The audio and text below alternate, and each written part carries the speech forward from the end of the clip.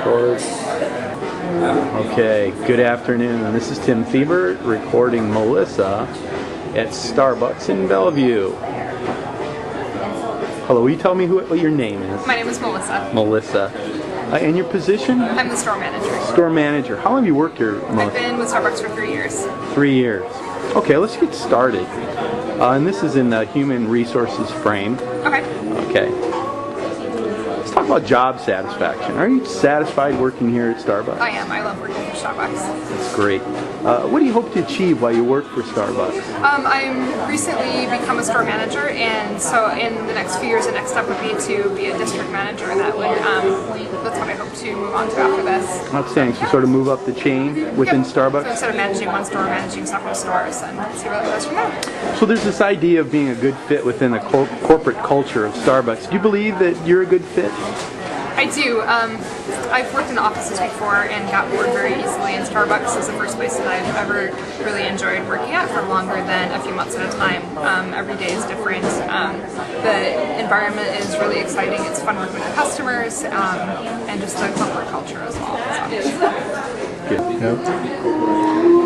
So why do they call Starbucks employees partners? And in what way are you partners? We're called partners because from day one we have the option of becoming shareholders in the company and becoming partners in that way, but also because of the cooperation.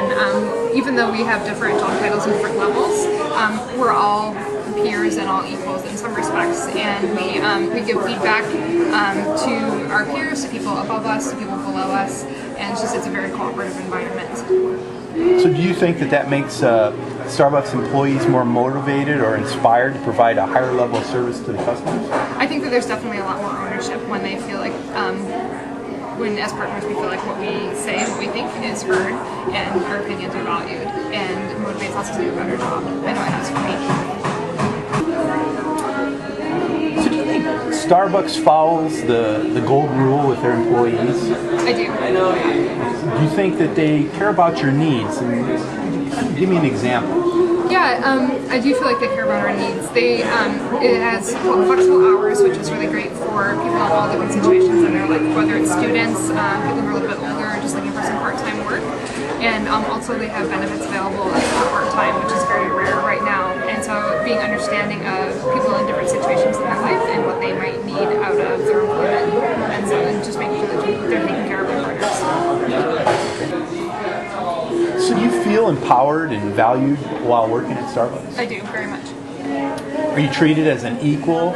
And do you participate in group decision-making process? We do. We definitely have that empowerment in our stores to make decisions for our stores, and also in the district we discuss what's going on among other stores, sort of do group problem solving, and come to some decisions that way about what's best for individual stores and for stores in the district as a whole. So how does that decision-making process work? Is it at meetings or? Sometimes it's at meetings. We have meetings a couple of times a month where all the managers meet with our district manager. Otherwise, shooting ideas back and forth by email, calling other people in the district to say, hey, this is what's going on, what are your thoughts on it? And this is what I was thinking about doing. Melissa, can you describe the leadership styles that you see at Starbucks? I'm talking about, give me an example where you think managers and executives have excelled, and maybe where they might improve. I think that there is field leadership that is really good at being hands-on and knowing what's going on in the stores on a day-to-day basis. My manager and her manager are both pretty involved. They know what's going on in the stores. They stop in with fairly regularly, and so they see what's going on, and they're very supportive in that way.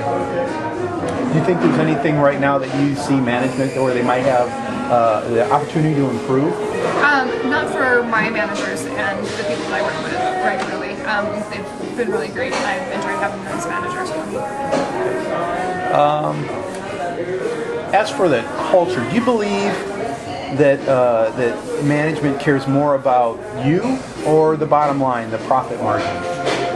Part of what Starbucks values is driving our business, and we do that by supporting our partners so that they're inspired to give good service and to help grow the business that way. So I think it's a balance of both that cares about the partners, and by caring about the partners, it enables the business to do well and be successful and continue to grow.